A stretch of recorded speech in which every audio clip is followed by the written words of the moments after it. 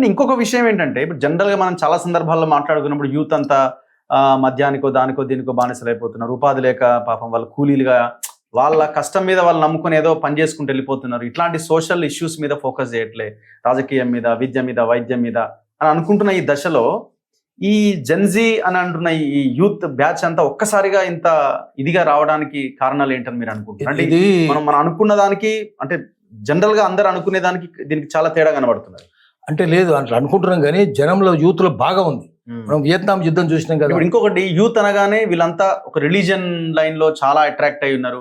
బీజేపీకి మొత్తం యూత్ అంతా దగ్గరగా ఉంది అనే ఒక లైన్ మొన్నటిదాకా నడిచింది కదా. అవును, దానికి విరుద్ధంగా ఇక్కడ కనబడుతున్నది. అది విరుద్ధంగా ఎందుకు అనిపిస్తుంటే మనం చూద్దాం. యూత్ హైదరాబాద్ లో చాలా మంది బీహార్ నుంచి, ఒరిస్సా నుంచి, అస్సాం నుంచి లేబర్ ఉంటారు. వాళ్ళతో మీరు మాట్లాడి చూడండి, ఏం దరిద్రం సార్, మేము ఊరు వదిలిపెట్టి, అమ్మను వదిలిపెట్టి, అయ్యను వదిలిపెట్టి దూరం రావాలన్నా. దేశంలో 24 కోట్ల మంది మైగ్రెంట్ లేబర్ ఉన్నారు, వలస కూలీలు 24 కోట్ల మంది దేశంలో ఉన్నారు. మనం చూసినాం కదా కరోనా వచ్చినప్పుడు ఎన్ని కోట్ల మంది పిల్లాజీలను ఎత్తుకొని, శంకర బిడ్డను ఎత్తుకొని కాళ్ళు నడికిన, బండ్లు కూడా లేవు కదా, కార్లు లేవు కదా, ఎట్లా పోయారు? కాళ్ళు 1000 కిలోమీటర్లు నడుచుకుంటూ పోయారు. అవన్నీ చెప్తున్నారు. వాళ్ళకి ఎంత కసి ఉందంటే, మనం హైదరాబాద్ మనం చూస్తుంటాము, ఏం సార్ ఎవరి కర్మ సార్ ఇది, హైదరాబాద్లో వచ్చి కూలి పని ఏంది సార్ మాకు, మా ఊర్లో ఎందుకు వ్యవసాయం బాగు చేయరు, మా ఊర్లో ఎందుకు పరిశ్రమలు పెట్టరు, మా బీహార్ ఎందుకు పెట్టరు, ఒరిస్సాలు ఎందుకు పెట్టరు, అస్సాంలో ఎందుకు పెట్టరు అని అడుగుతున్నారు వాళ్ళు. సో వాళ్ళందరూ ఆ 24 కోట్లు ఇంటూ 4 వేసుకోండి, ఇవంతా మంట మీద ఉన్నారు, పిల్లలందరూ మంట మీద ఉన్నారు. అట్లే అన్ని ప్రాంతాల్లో కూడా మంట మీద ఉన్నారు. ఇప్పుడు మనం తెలంగాణ ఉద్యమం చూసినాం, అందరు స్తబ్దంగా ఉంటారు అనుకుంటే మందు కొట్టి దాన్ని అప్పటికి ఉన్నాయి కదా. మరి మనం 2014 దాకా చూసినాం కదా. మిలియన్ మార్చ్ అని పిలిపిస్తే దాని వెనుక కేసీఆర్ కూడా ఉన్నాడు. కేసీఆర్ అందరు కలిసి ఇచ్చింది మీరు పిలుపు. మిలియన్ మార్చ్ అయింది, ఆందోళన విగ్రహాలను పడగొట్టిన కదా, పిలిపించారు వాళ్ళు, పిలిపియలేదు. అది చేసింది ఎవరు? న్యూ డెమోక్రసీ వాళ్ళు. న్యూ డెమోక్రసీ వాళ్ళు ఎందుకంటే కమ్యూనిస్టుల విగ్రహాలు పడగొట్టలేదు, శ్రీశ్రీది అట్లాంటిది ముట్టుకోలేదు, మొల్లది కూడా ముట్టుకోలేదు, తక్కిన దొంగల విగ్రహాలని పడగొట్టేసి. సో ఎంత లక్షల మంది వస్తారని ఊహించారు? ఎవరైనా ఊహించలేదు. మరి మిలియన్ మార్చ్ అంటే అట్లా జరిగింది. సాగరహారం, దానికి లక్షల మంది వచ్చి, ఎక్కడ ఊరు ఎక్కడ వంట వార్పు అని చెప్తే ప్రతి ఊరిలో లక్షల మంది, ప్రతి ఊరు కథలు వచ్చింది. రాస్తా రోక్ అంటే ఊరంతా కథలు వచ్చింది. అంటే ఎప్పటికి ఉన్నది మనకు.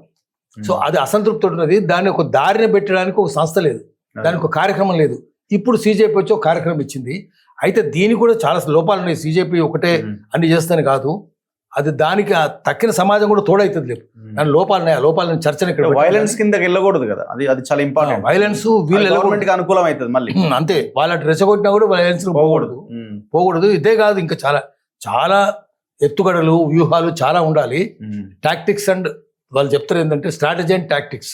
మీరు ఏ దిశగా పోవాలనుకో, మీ గమ్యం వైపే మీ గమనం ఉండాలి.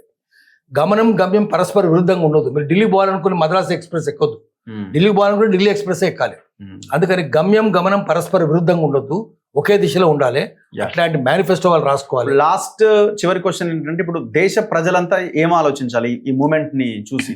ఇప్పుడు పిల్లలు పోరాటం చేస్తున్నారు, పేరెంట్స్ కానీ మిగతా పబ్లిక్ అంతా ఎట్లా దీన్ని అర్థం చేసుకోవాలి? ఇప్పుడు నీట్లో చాలా గోల్మాల్ జరిగింది, అది వాస్తవమే. అది కానీ సోషల్ ఇంజనీరింగ్ గురించి కూడా ఒక ఆలోచన ఉండాలి కదా. మీరు ఆదివాసులకు ఏం చేస్తారు?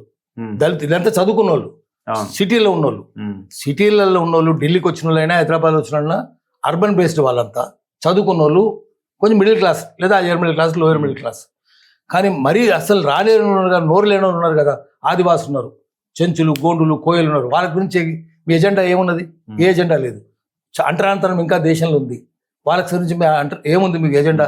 అట్లా అట్టడుగు వర్గాల గురించి కూడా, సబాల్టర్న్ సెక్షన్స్ గురించి కూడా, సబాల్టర్న్ అంటే అట్టడుగు వర్గాలు, వాళ్ళ గురించి కూడా ఎజెండా పెట్టుకొని వస్తే అప్పుడు సమగ్రత వస్తుంది. అంటే పిల్లల పేరెంట్స్ ఏం ఆలోచించాలంటున్నారు? పిల్లలంతా బయటకు వచ్చి మాకు కావాలి, మారాలి అని అంటున్నారు, మార్పు అని అంటున్నారు. పేరెంట్స్ కావాలి. ఎలక్షన్ టైంలో ఏం చేయాలో ఆలోచించాలి. ఎందుకంటే ఎలక్షన్ల టైంలో ఏమైతుంది, రాజకీయ పార్టీలు ఇంటికి వస్తున్నాయి, దండం పెడుతున్నాయి, నోట్లు పంచుతున్నాయి, దండం పెట్టి ఏదంటే అది చేస్తామంటారు.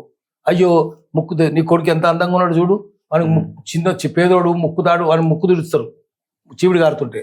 అరే నాకు బిడ్డ లేదు కానీ బిడ్డ ఉంటే వెనుకేసి పెళ్లి చేస్తాడు దళితుల ఇంటికి వచ్చి, అట్లా చెప్తారు. మళ్ళీ ఎన్నికలు అయిపోయిన వెంటనే వాడు వచ్చిందనుకోండి, రాళ్ళు తీసుకొని కొడతారు, ఇంటికి రానియారు ఎలక్ట్ అయిన ఎమ్మెల్యే అయినాక. అందుకని వీళ్ళ మాటలు నమ్మొద్దని తల్లిదండ్రులు, ఎందుకంటే చిన్నపిల్లలకు తెలియదు. ఇప్పుడు విద్యార్థులకు పాము స్వభావం ఎట్లుంటుందో తల్లిదండ్రులకు తెలుసు. పాము ఎప్పుడు విషయం లేకుండా ఉండదు కదా, పులి ఎప్పుడు శాకాహారి కాదు కదా. ఇప్పుడు చిన్నపిల్లలు దీంట్లో వచ్చిన వాళ్ళు, సీజేపీ వాళ్ళు పులి శాకాహారం అయితే నమ్ముతారేమో ఎవరన్నా దొంగల్ని. కానీ కాదు అని తల్లిదండ్రులు చెప్పాలి. తల్లిదండ్రులు వాళ్ళ వెంట కూర్చొని వాళ్ళ పరిష్కార మార్గం కూడా వాళ్ళు చెప్పాలి. సమస్యలు వీళ్ళకి తెలుసు, విద్యార్థులకు పరిష్కార మార్గాలు ఎటువంటివి ఉండాలి, దీర్ఘకాలికంగా ఎట్లుండాలి, శాంతియుతంగా ఎట్లా చేయాలి, శాంతియుతంగా చేయాలి. గాంధీజీ పిచ్చోడే చేయలేదు, శత్రువు చాలా శక్తివంతుడు కాబట్టి చాలా శాంతియుతంగా చేసిండు. రామనగర్ లోహియా కూడా ఏమన్నాడంటే సామ్యవాదం దేశంలో సమానత్వం రావాలంటే కార్ల్ మార్క్స్ చెప్పినట్టు కొత్త సమాజం ఆవిర్భవించడానికి మంత్రసాని హింస కాకూడదు, దానికి గాంధీ చెప్పినట్టు అహింస ద్వారా ప్రేమ ద్వారా సాధించాలి, నూతన సమాజం రావాలి, సామ్యవాదం రావాలి, సమానత్వం రావాలి అని చెప్పి. అట్లా మనం కూడా లోహియా చెప్పినట్టుగా గాంధీ చెప్పినట్టుగా అహింస బొమ్మని చెప్పాలి పిల్లలకు. అంతేగాని హింస బొమ్మని చెప్పొద్దు.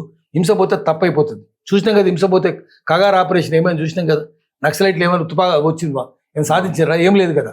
అందుకని దీర్ఘకాలికంగా సాగాలంటే తర్వాత ఫలితాలు కూడా సత్ఫలితాలు ఉండాలంటే దానికి హింసా మార్గం వదిలేసి ప్రశాంతంగా శాంతియుతంగా ప్రేమ ద్వారా అందరినీ సత్మార్గంలో తీసుకొచ్చేటట్టు ఉమ్మడి రాజకీయ చైతన్యం సృష్టించాలి. ప్రజలందరి కలెక్టివ్ పొలిటికల్ కాన్షియస్నెస్. మీ పోరాటం చేయాల్సి వస్తే దానికి సాలిడారిటీ బేస్డ్ స్ట్రగుల్, సంఘీభావం పునాదిగా ఉద్యమాలు ఉండాలి. ప్రజల ఉమ్మడి రాజకీయ చైతన్యం పునాదిగా ఉద్యమాలు, సంఘీభావం పునాదిగా పోరాటాలు ఉండాలి. అప్పుడు అవి విజయవంతమవుతాయి. దానికోసం మార్గం చేయాలి. Anyway thank you sir, thank you very much. ఇది పాషం యాదగిరి సార్ విశ్లేషణ. సిజేపీ పార్టీ నిన్న మొన్న జరిగిన ఈ పోరాటాలు భవిష్యత్తులో ఏం చేయాలి అన్న దాని మీద చూస్తూనే ఉండండి మన తొలి వెలుగు.